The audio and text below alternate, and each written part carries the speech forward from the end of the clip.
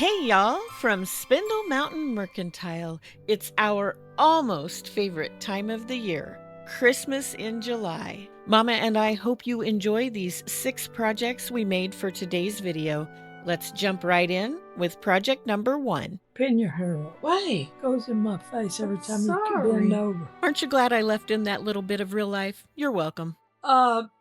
This pretty little basket with looks like a miniature copy of a tobacco basket was bought at Goodwill for $1.69. We think we're gonna take these flowers out, take this label off the back, and make something pretty with it.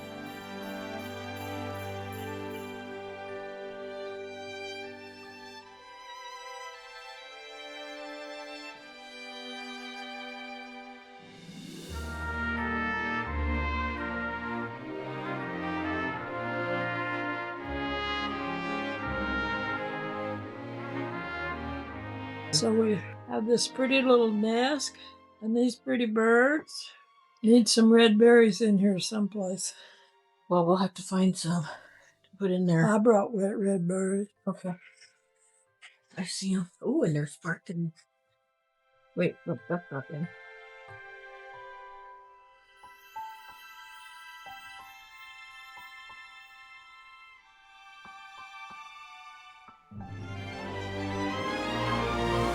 These baskets are really well made. I don't know that they're made for any certain purpose except as a replica of a full-size tobacco basket. But we're going to put some hot glue on the shelf and on the back, and that nest has a home. I think we need to trim some of this greenery off. Well, it's wire, so you don't want to do it with scissors. We might want to re-glue these, but they just don't belong where they are now.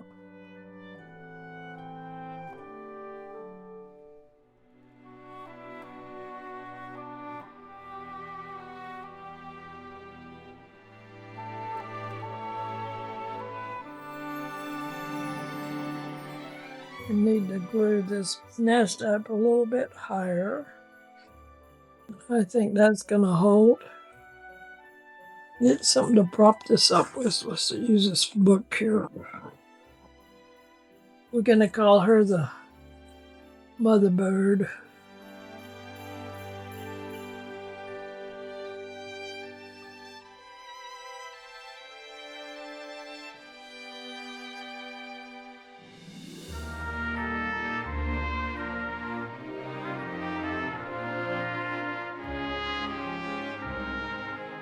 Mama put a little bit of the green back in after she had trimmed it earlier, and she also added some little red pip berries.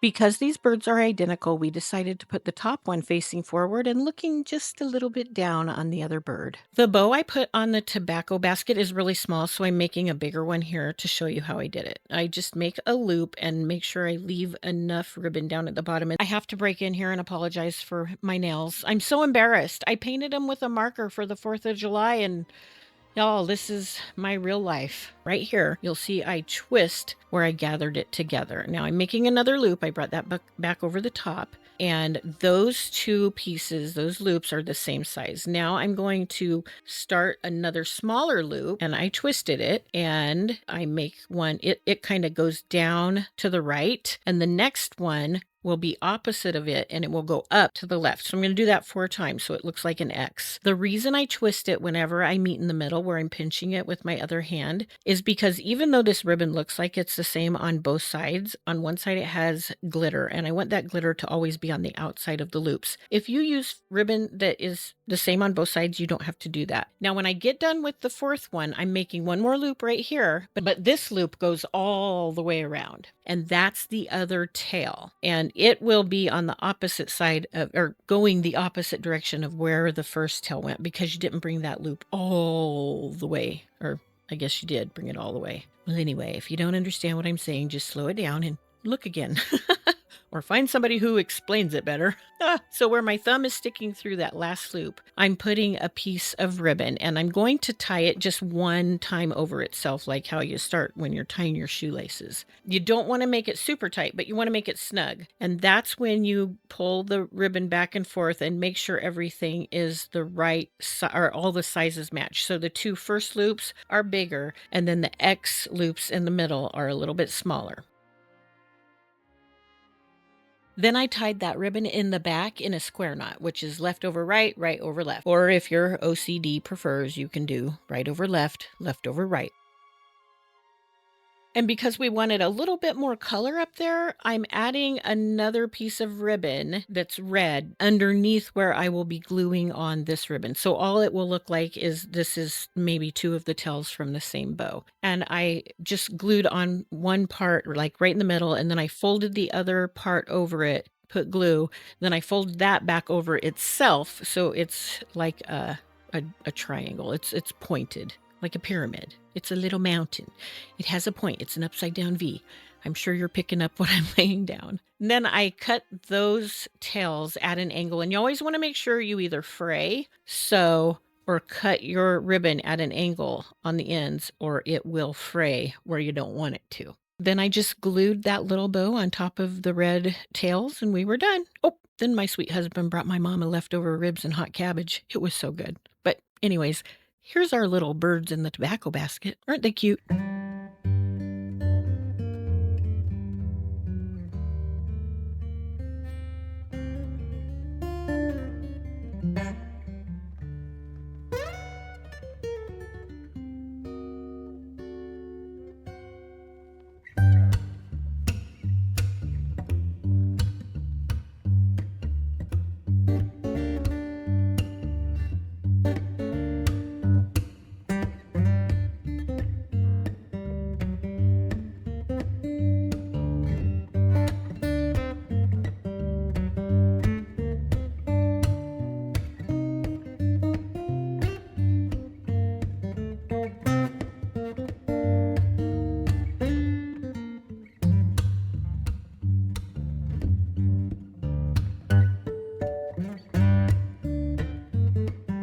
Project number 2. This Floraline vase from McCoy Pottery is in good shape, so I don't want to do too much to it. They sell for over 20 bucks online. I could probably get maybe 13 or 15 at my shop if I waited and waited and waited for the right customer. But if I zhuzh it up for Christmas, I can sell it sooner. So Mama brought over these little Christmas cones trees, and my AJ sent some scrap fabrics, and I'm trying to find some 2-inch strips I could use on them because I can find some really different fabrics that still coordinate. I can also save money because I'm using scraps. But sometimes when you save money, you waste time. And that's what happened with this project. So I made these, and you guys, it took forever because I had to keep piecing in the little scraps because they're not even 2 inches wide all over. And this is what they turned out to look like. This is before I removed the glue, but there's so many seams on them and they just look kind of hideous.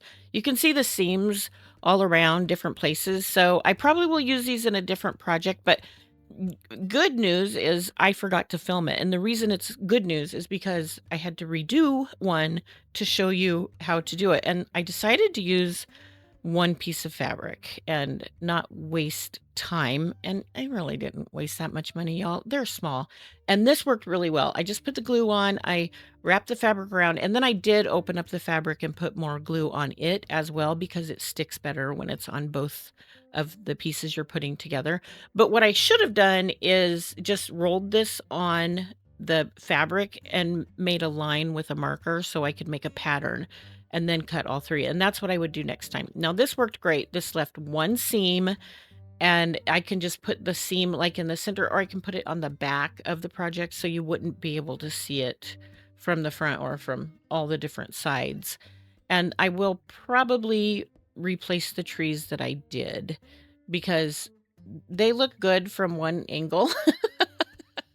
And I'm not gonna waste, money and the time I did kind of waste. I'm gonna turn it into something good. But We'll find out later what that is. Right now, I just took some beads off of this little wreath Mama found either at Hobby Lobby or Michael's, and I'm pulling out the metal that wired it to the wreath, and now I'm using scissors to make a hole instead of a I always say an awl, because I don't want it to be a straight poke. I want it to be gradual because I want it to fit on the tree. So I just put some glue in the hole and put the bead on there. And that's the same thing I did on the other trees. And to put the ribbon on, I used hot glue and I just wrapped it around from the back. I'm not sure if this is the ribbon I want to use because whatever the project is, if I have another ribbon, I want it to be coordinating. So I didn't glue this one on. I'm just showing you how I did it. I just crossed it over. And I made the other ribbon that around the base of the vase. I made that with some frayed fabric, and I did not glue it on. I'm not using a lot of glue in this because if a purist, an antique purist vase collector buys this and they want to take it back apart, I want it to be easily done. So I just put some shipping paper in the bottom of that, and then I tucked some batting around the top. And this is white batting. This is just the cheap kind of batting you can get at any craft store and even Walmart, and I'm gluing the trees in. Now, I did them so that you can see my matching ribbon, the front of them all on the same side. And I I didn't I didn't want to put a lot of glue and stuff in here, although I am using the glue that's cheap. I'm not using my Gorilla Glue sticks or my bulk glue that I buy on Amazon. I'll leave a link for that in the description.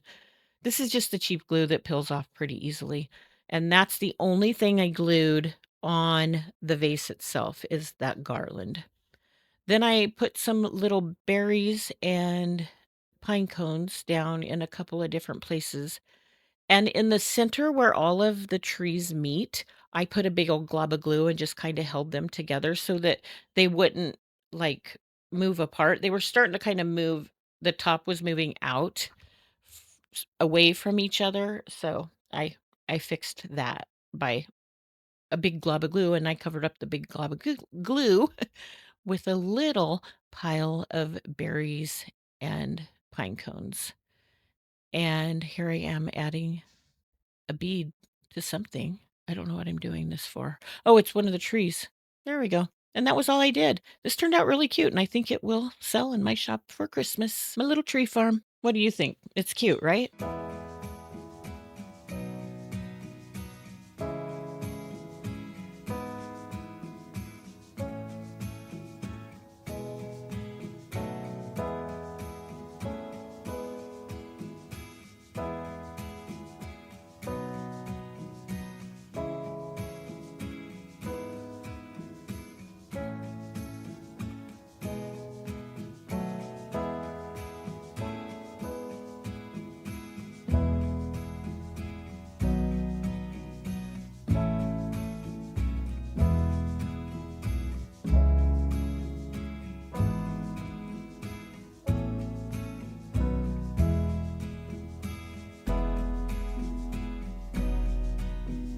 Project number 3. I know many of you are going to be shocked to find out that Mama and I don't always get along perfectly. That's why I had to wait till she went home to make this project. I found this little tin mug at Tractor Supply, which, by the way, has great stuff. And they don't sponsor me or anything. I don't make any money by telling you they have great stuff. Now, sometimes it's a little expensive, so you might want to wait till it's on sale, except for t-shirts. If you wear one of those sizes everybody wants, go get those the day they get out. And chicks that lay blue eggs, you got to go there that first day too. Okay, Mama doesn't like black and pink used at Christmas, so that's why I had to wait for her to go home. And I don't care. This mug is not like valuable. I'm gluing the stuff in there. I want it to really stick because I'm going to try something new with this. I'm making sure my little bottle brush trees fit, and I am adding some spray adhesive. This is the best spray adhesive ever. I'll try to remember to put a link for it in the description. I can't remember where I bought it, but probably Lowe's.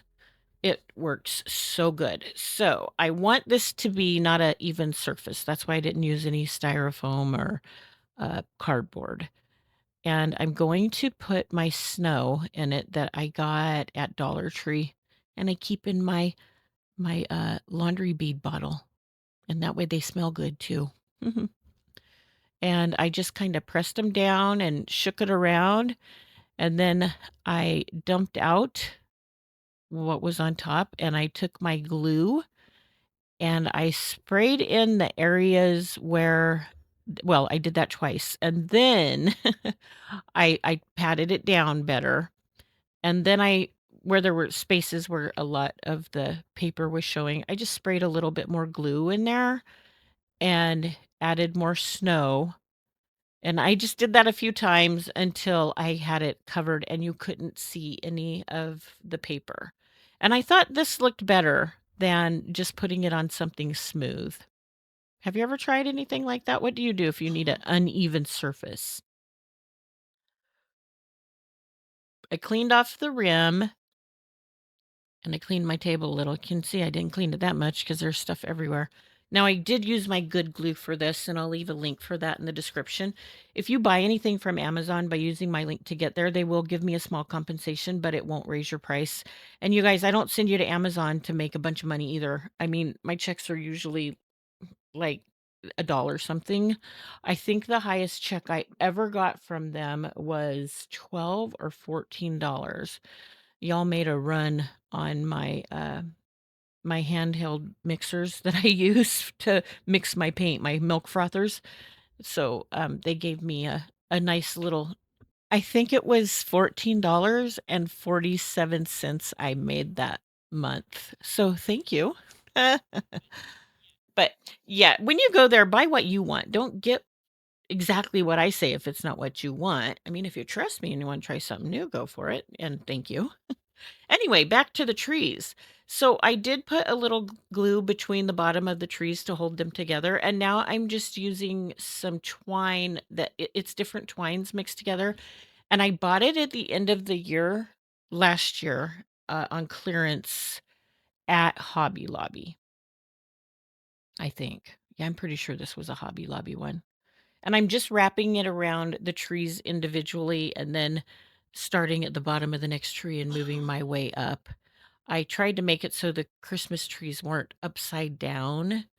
And I did go back and add a few little beads here and there where I thought it looked a little sparse. I tried making a bow on the handle and nothing looked right. So I just decided to leave it plain. And I didn't even add stars to the top of this. This was all she wrote, and this was a super easy project. Let me know what you think of it in the comments.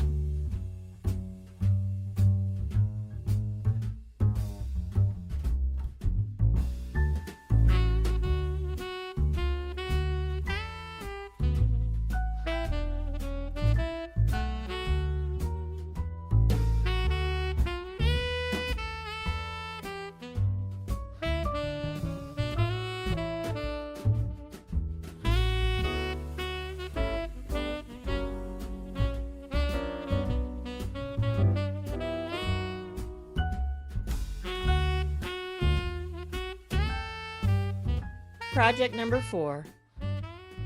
Okay. Now, Heather has great plans for this pretty horse head, who's only missing half of one ear and part of another one. But she's got big plans for him.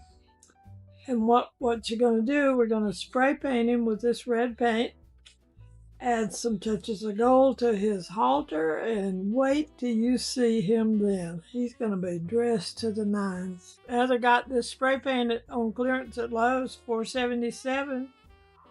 Was $11.98. What a deal. I always check the Oops Paints, the paint department at Home Depot and Lowe's.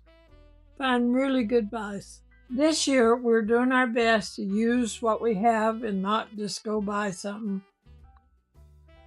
Hobby Lobby will miss me, but that's the way it goes.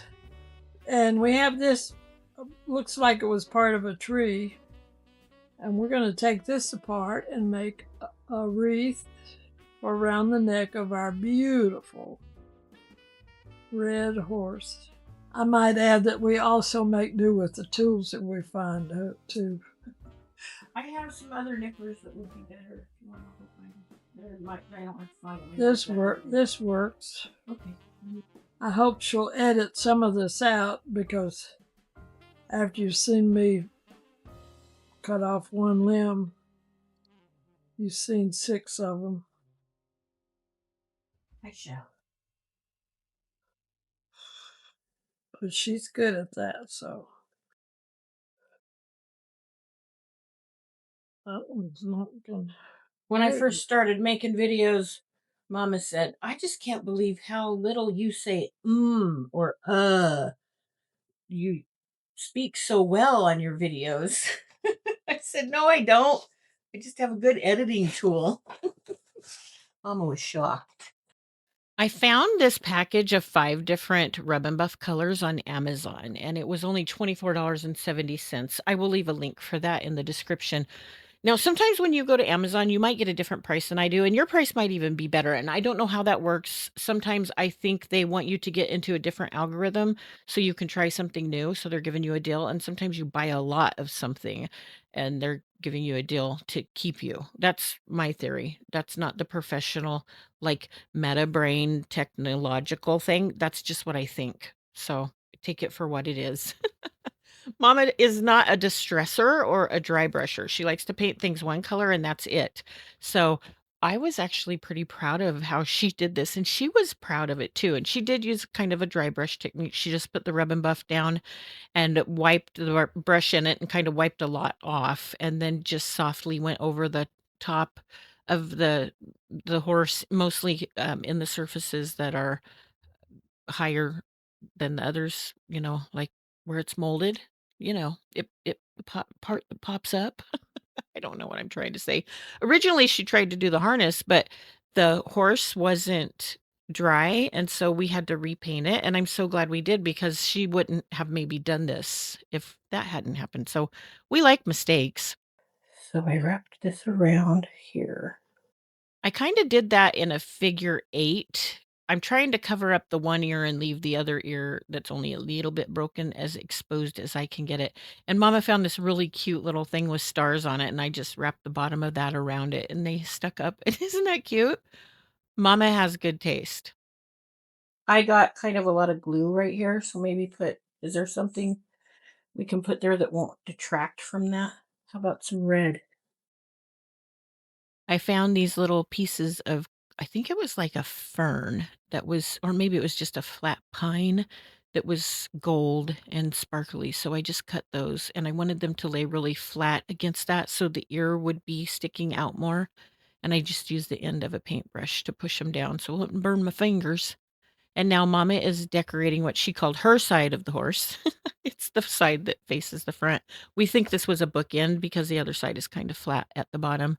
And I just love how he turned out. It's another one I wanna keep, but this is just proof. Don't throw away broken stuff, y'all.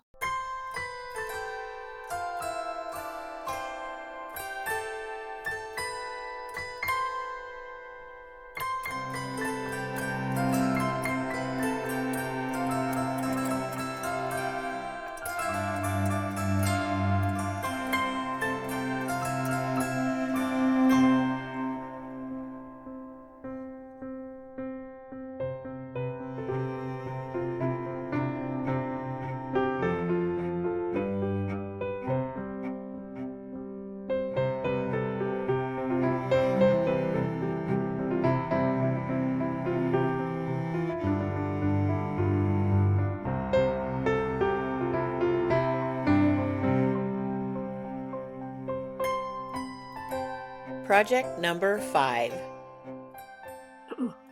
We have some lovely packets of napkins for Christmas, so you don't have to buy 30 to just get 2 or 3 that you like. But we have nutcrackers and a very colorful Merry Christmas, gingerbread men and ladies, and Christmas trees. So you can include those in part of your purchase. I have never seen a napkin that came apart this easily. There's only one layer, Some napkins have more than one ply, and you just have to figure it out. But you want it to be very thin when you go to put it decoupage. I'm going to cut this at the middle.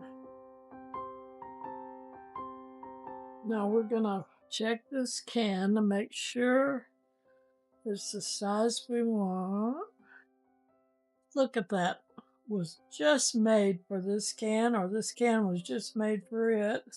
Put a generous amount of Debbie's Design Diary liquid patina crystal clear chandelier.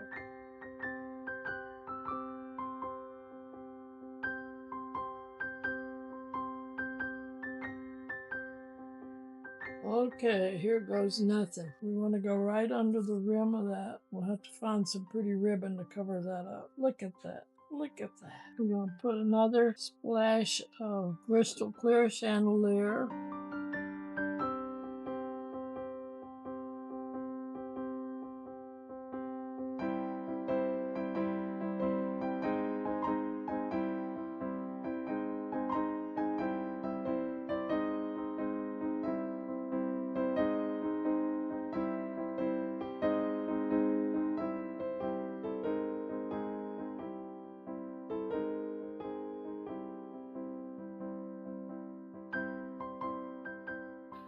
Once everything was really dry, Mama used one of my 100 grit fingernail files to file off the excess paper. And we think that's the easiest way to do it. You can't catch it on fire, but my sweet husband won't let me show thousands of people how to do that because he's afraid he'll be liable for somebody accidentally burning down their house.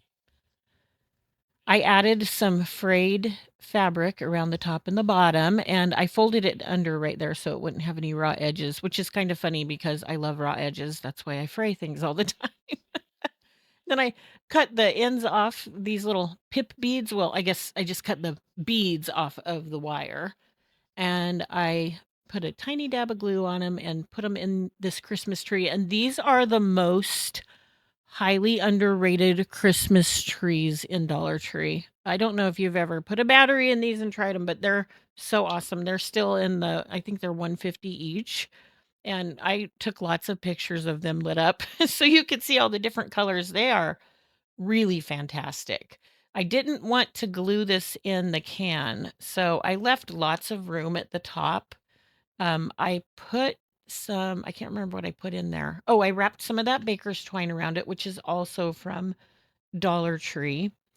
And then what did I stuff in the can? I think I put some more of that paper, the shipping paper, and a little bit of the batting and just pushed it way down so you wouldn't see the stand of the tree.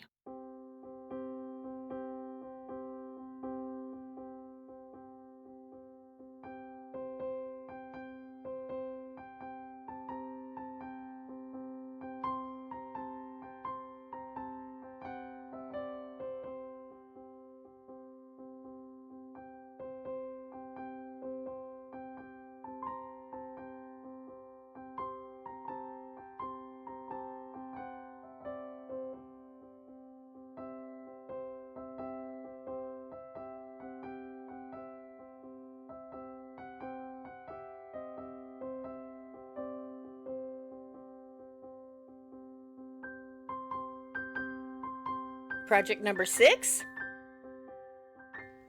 This has been in my stash forever, and I've been wanting to think of some pretty thing to do with it.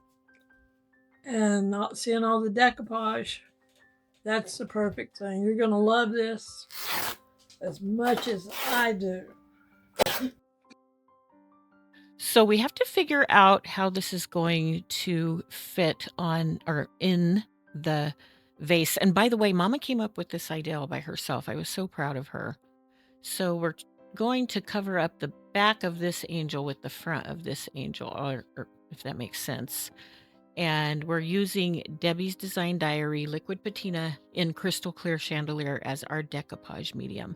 Mama just poured it in there, and then she used one of our new brushes we bought when one of y'all bought us a coffee. We use those brushes every single time we craft. They're amazing. This one's really long, and she's just spreading out that medium, and we left it pretty thick. And actually, we ended up taking the fabric out and putting more on the back of the fabric in the process, which I'm not going to show you every single thing because this took a while. Y'all, we tried first putting the fabric in, and I used my hand, and every time I would get part of it really good stuck and flat, another part would get stuck on the back of my hand. So finally, we decided what needed to happen was mama would hold it and I would get it as flat as I could and then use a very long glue stick to roll around inside of it to get the rest of the wrinkles out. This took like 2 days to dry, and when I did the pictures, the bottom still wasn't even dry, but it did dry very clear, so we were happy with that. I popped some little fairy lights from Dollar Tree in there, and then I put a simple Christmas spray of florals on the top.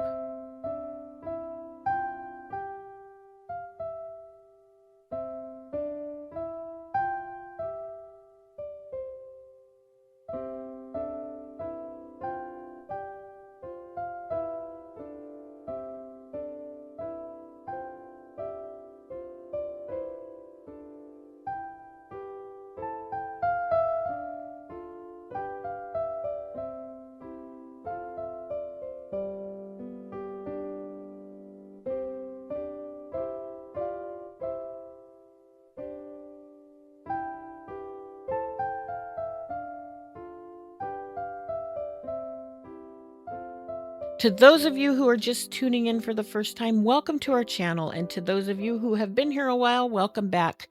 We hope the new people will join the other people because we have a great group here and we would love to spread the joy of making things, even if you fear that it's not going to be perfect or you're going to make too many mistakes. At the very end of this video, you can find a link that will take you to a video that has a lot of our favorite Christmas projects we did last year. If you are so inclined to share our video on your social media, that's the very best way to help our channel grow, and we would really appreciate that. And if you liked the video, don't forget to give it a thumbs up. Mama is a lot like that horse head with one broken ear and one almost broken ear. She's chomping at the bit. She has really been excited to make some Christmas decorations. So when Christmas in July rolled around, we made quite a few of them. That's why I want you to keep your eyes open for a bonus video this month. It won't be one of our regular Friday videos. It will be on a different day and it will have some more of our Christmas decorations. All of Debbie's Design Diary products and our napkins can be found on our website at spindlemountainmercantile.com. Until y'all see us again next time, we hope you have a wonderful week. And as always, we hope you are blessed. Bye.